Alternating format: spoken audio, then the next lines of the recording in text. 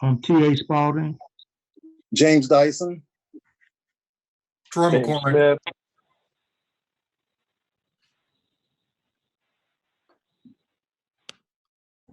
Jenny Brown is here. Yeah. I may Troy, try did to you talk say you were over. here? Pardon me? Troy, did you say you were here? I didn't hear it. Yes, Troy McCormick's here. Thank you. Okay. Item number 3 is the minutes from the regular meeting on March the 5th. We need to approve or accept the minutes from March 5th. I move to accept the Okay. minute. I'd second. Okay. You would call for a vote? Yes, you need all those in favor. Yeah, all those in favor? Aye. Aye. Aye. If we could I would suggest doing a roll call vote on each of those, on each of the items that comes up today, so that anybody who's watching understands who's voting on what. All right, James Would you Dyson. like me to? Okay. Do we have our secretary call for the vote on each Yep. of those? I can do that. Yes. Brown, Jenny Brown agrees to approves the minutes. Are we approving minutes or are we calling to order? yeah, Minutes. we're approving the minutes. Okay, Dyson? approving the minutes. James Dyson. I approve it. So Smith? Smith approved. Spalding, T.A. Spalding approves. McCormick. Aye. Thank you. Okay, item number 5 on the agenda is the claims approved. We're on item number 4. Yes. Approve the agenda. Yeah, we approved the agenda. Well, I'll make a motion to approve the agenda as submitted for this evening. I second it. All in favor? Aye. Brown, Brown in favor, yes. Dyson Dyson, in favor. Smith in McCormick. favor. Oh, sorry. McCormick Aye. and Spalding. I approve it. Thank you. Okay, the next item on the agenda is claims to be approved.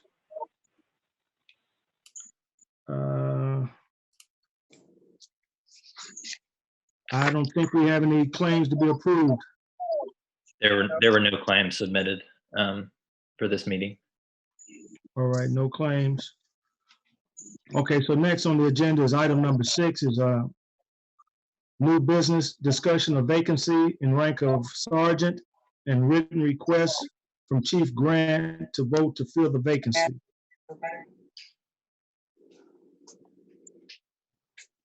So I believe at the last meeting, the chief indicated that there was a vacancy in the rank of sergeant. A written request was submitted after that meeting from Brian Emerson on behalf of the chief. And I'm trying to pull the actual email real quick.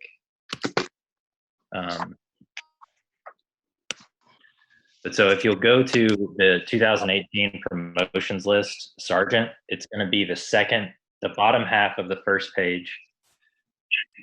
And I believe that the 3 names that were considered are, and tell me if I'm wrong, but Kyle Patterson, Rex Caldwell, and Sanders Cooper. And from those 3, that list was sent to the chief. From those 3, the chief has recommended that Kyle Patterson be promoted to the rank of sergeant to fill the current vacancy. That was also a written request. Okay. Right. Do we have any discussion? I believe he was the next person that was up for that promotion, and that's who was recommended. Yeah, it's my understanding that he would be the next person up.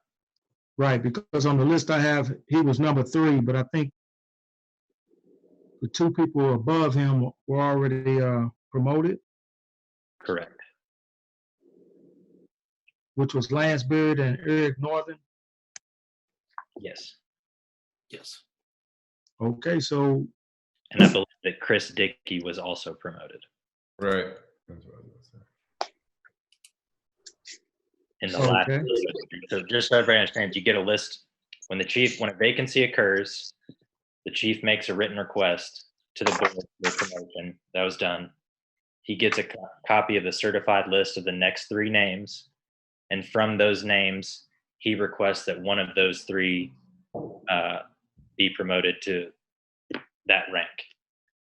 So we would be dealing with Kyle Patterson, Rex Caldwell, and Sanders Cooper on this round, right, with okay, with the recommendation being Kyle Patterson.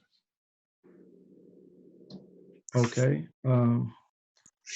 So what do we do now? Just vote in favor of promoting Cal Patterson? Well, I'll make a motion that we accept the deputy chief's recommendation for hiring Kyle, or promoting Kyle Patterson as the next on the list. And I would just say Rank sergeant. that comes from the chief, I believe. We don't Not have to just vote. Also the deputy chief, but Oh, okay. Yeah, also from the chief. Well, I second you will that. you will need to vote.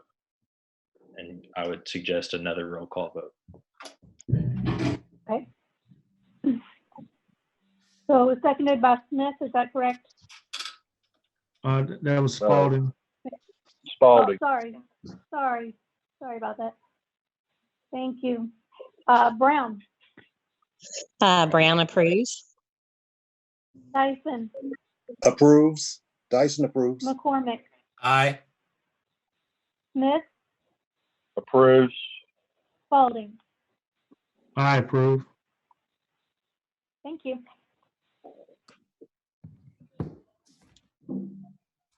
Okay, the next item on the agenda is item number 7. The discussion of rule change for online applications for applicants to the department. So I'll just jump in here. I believe we've discussed this. The board discussed this at the last meeting. I believe that the department has moved to online applications, and there was a question about changing that specific. I think your rules now allow for it, but to specifically require it in your rules. I will say that because of the state of emergency that's going on right now, noticing a rule change so that everybody in the public would have notice and then have the ability to come in and comment, I believe would be kind of difficult, even though we're doing the best we can under the executive order to hold these sessions electronically. I would suggest that the board table any discussions of rule changes during the pendency of this emergency situation. You're talking in regards, Zach, to the online application? Not requiring it. By requiring in the merit board rules, the merit board rules as written today, I believe allow for an online application, but specifically changing it to we will only accept online applications via this method. As I think moving to a rule like that right now, noticing that rule change for the merit board's rules, I would say it leaves open the potential for somebody to challenge the idea that notice was sufficient in this circumstance, because again, when you notice requirements require posting at different public places, including where we're having our meetings. I think with the stay-at-home order, I don't know that just posting the notice at City Hall, which is currently closed, and the departments, Right. Is necessarily going to be a good idea to then say, oh, well, we did notice, no one could actually go and see that. Well, the applications are out now to be filled out, and I do not not think there is any other option other than online. So it's fine if you don't change the rules. I don't know if that gets sideways with anybody that might say, hey, we've also got a computer in HR for people who don't have access to online. So And I'm not saying that you all cannot, the department cannot continue to do that. I think the rules currently allow for it. I think it was just, there was a discussion in the last meeting about whether we wanted to put something specific in the merit rules about using an online application, because I don't think that's been clear. About exclusively using online. Yes, yeah. So we're going to still allow both, and basically just not make any rule changes right now because we're it's not going tough to post it. we're not going to be allowed. We won't. I think they the do not department is not allowing paper application. is not allowing paper It- currently. It's my understanding that from a practical perspective, we'll continue to allow online or paper application. And this notice, just with what's happening right now and the ability for someone to see that notice could be challenged. So what we're talking about is tabling, Changing. actually putting it into merit board rules, but we're not changing the application process as it stands today. Is that correct? That's what I'm saying. The process that's already been implemented, I think, is how the department wants to keep it. And Zach, currently, so just so we're clear, yep, I know. by not changing it, can someone walk into City Hall later and say, why didn't you have a paper application available for me because I wanted one and you didn't allow it? No, that's not what I'm saying. Okay. So I think the rules as written, okay. Let me pull up the fire merit board rules. Can paper applications be picked up at fire headquarters? There are currently no paper applications being accepted. Okay. If someone does not have access to internet or a computer, they can, and Joe, you tell me if this is right, they can come down to City Hall and there's a computer they can use, right? That's right. Okay. How does it? Well, my question is, how does that work? So if someone is interested in applying and they don't have internet access, if they go to the human resources office, it may get to where they're having to schedule computer time, but right now I believe it's on a walk-in basis. And okay, great. And we haven't required any attachment. So you should be able, if we have, I can't remember if they did require or not, but if they did require an attachment, they have means there to allow you to upload it. So there shouldn't be anything not available right there at City Hall.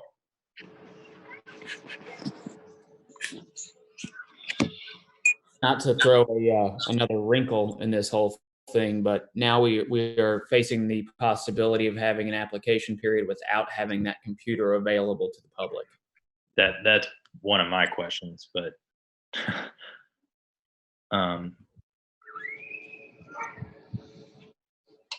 maybe. So there's, in the rules, I think there is no specification on how the application must be submitted, like via paper or electronic right now. We're just basically saying leave it that way. The department has gone ahead and basically set it up with HR so they can only do electronic applications. Because there's no specification that they have to do paper. And So no Zach, if I understand it right, we are fine to leave the rules the way they are until there's a less tumultuous time. Then we can decide again whether or not we want to make the change so that the merit rules reflect what we're doing in practice, even though what we're doing in practice is already allowed under the current rules. Yes. So we don't need to do anything right now. We might as well, you all might as well just wait until things are a little calmer. We'll be 2 years out from the new hiring process at that point. Does that sound right? That's what I'm trying to say. I'm doing a poor job. No. I'll make a motion that we table any action at this time for making any changes concerning the submission of job applications. I'll second. Okay, All in Brown? favor? All in favor? Oh, sorry. Brown, Brown's approving. Dyson, Dyson's approving. McCormick, Aye. Smith, Approved. Spalding. I approve.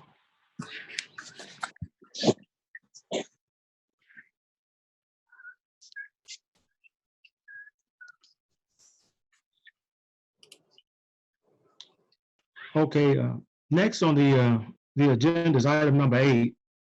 And basically it's new business. It talks about discussion of hiring preferences of the Jeffersonville Fire Department. Zach, exactly what are we meaning there? So this is similar to the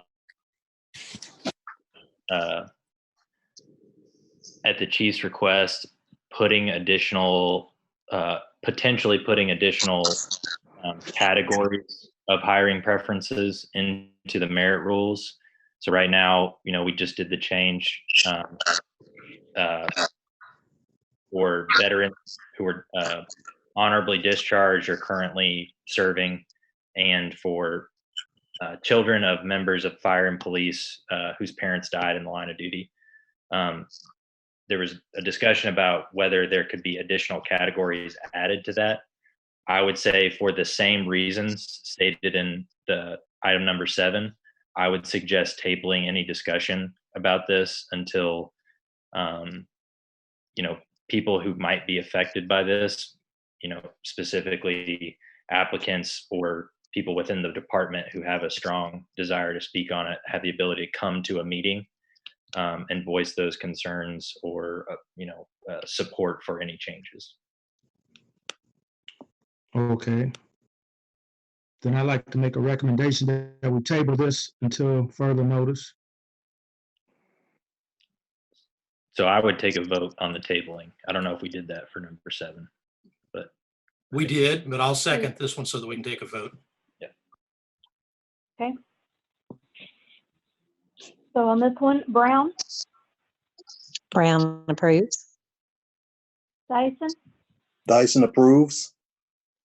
McCormick, Aye. Smith, Approved. Spalding. I approve.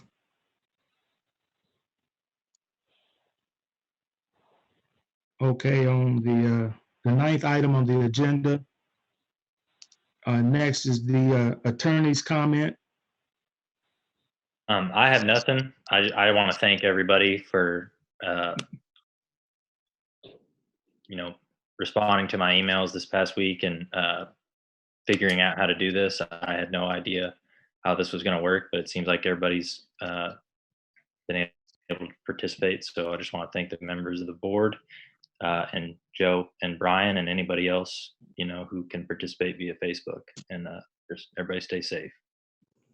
Okay, and next is a report from the local 558 union. Joe? I just mirror what Zach said. Thank you guys for attending the meeting, and I know it's a unprecedented time, and if you all need anything, we've got 100 firefighters for you guys. Let's stay away from each other and stay healthy, and hopefully sooner rather than later, we're all meeting in person. So. Okay, next is the report from the chief. Chief Grant, are you on here? Okay, I don't think he is. I've just got 1 or 2 things to say. One, thanks for setting us up. Congratulations to Kyle Patterson on being our new sergeant. We've been working really hard. We've been having multiple briefings every single day. Chief Grant has implemented an incident management team to deal with this pandemic and try to keep it from affecting the firefighters and how we are responding to the public. So that's going really well. President Hurt plays a big role in that. And we've got about a half dozen people on the team every day. And it's going very well. The other thing I wanted to kind of throw in your all's ear while we're talking about this is I read a recommendation from the IAFF. Joe, I'm sure, got the same email where they are not recommending that people require or participate in the CPAT in hiring processes. So just throw that out there so people can think about it. I don't know if it's something that we need to consider waiving if we get to the point where we're ready to hire somebody and they are not CPAT certified and they can't get CPAT certified. So that's all, Joe. I didn't know if you got any more direction from your union overlords, but No, we've got an state executive board meeting next week, and okay. I'm assuming we're going to be talking about all this stuff. But Zach, I will send you over the email. It's interesting. It's a very hands-on physical test. I just can't think of any way that you could implement social distancing and perform a CPAT test. So they have to call it off right now. And unfortunately, our hiring process mandates a CPAT test. Hopefully we're out of the weeds before we get there. We don't actually require that test, as you all know, until you're offered the position. So hopefully we're not creating a list for a few more months. And by that time we're out of the weeds with this mess we're in. So. But that could even be the case if we decide to hire off the current list and the person does not yet have their CPAT. So just something to consider. I haven't talked to Chief Grant yet about that, nor have I talked to Joe. So I'm not sure what the stance would be on waiving that for 6 months or what, but it may be something we have to confront. So that's a good point. We do actually have a vacancy that we may need to be talking about soon with the retirement of Chief Hedrick. So, well, just let me know, anything that I need to do and whatever you guys send me, if we need to get communicated to the board, we'll do that. And thank you guys for everything that's going on right now. I know you're all on the front line, so. Zach, if I could, can we get a list of dates and must-do things for the hiring process? And we've talked about we need to contact Indianapolis about the testing and all of this. And of course, everything's been crazy since our last meeting, but sure, it'd be nice if we all knew what our deadlines were for. I mean, we're still talking about making changes to the hiring process that we're actually starting. And I think we're past that. But, besides that, what are the dates that we have to hit for accepting applications, reviewing applications, interviews, hiring? I think it'd be nice if we all just had a time schedule for this year, because it's going to start getting busy and kind of crazy. But knowing those dates may fluctuate if we can't interview in person, but not worrying about that right now. Can we just look at, we need to do this, this, and this 30 days out, 60 days out, whatever. I will communicate with Chief Grant and see if I can get some specific dates on when we need to have everything done. I know that the expiration on the certified list, the current list for applicants, doesn't occur until August 2nd of 2020. So we're a couple months out still from the expiration of the current list, but I know there are things that definitely have to be done before that. So I'll get on that. Great. Has anybody contacted IPSP? I have not. No. That's crucial that happens. I mean, that has to happen very, very soon, I would think, to be able to try to meet that August 2nd deadline. Okay. And I think I sent you over the contact for Amy Emerson also. Or I don't know who wants to make that contact, but somebody needs to do that pretty quickly, I would think. Okay. Yeah, Joe, if you can give me the number, I guess I can give her a call and. I will send it to you right now. Okay. All right. The next item is the Fire Department, Fire Merit Commission comments. Does anyone else have any comments? I do not. Just kudos to whoever set this up for today, because I thought it worked out much better than it could have. That would be Matt Dyer. Thank him. Did a nice job. Okay. The sound quality is a lot better than the other 4 conference calls I have a day with work. Right. Right. Well, at this point, if no one else has any comments, I'd like to adjourn the meeting. Need a motion for that? Technically no, but let's go ahead and do it. I'd like to make a motion to adjourn the meeting. Second. Okay, All in all in favor? favor? Aye. Aye. Aye. Dyson, aye. Spalding, aye. That'd be 5 for 5. Adam, Thank you all. all right, Thanks, everybody. thank All you. right, all right. Thank you We're all. back.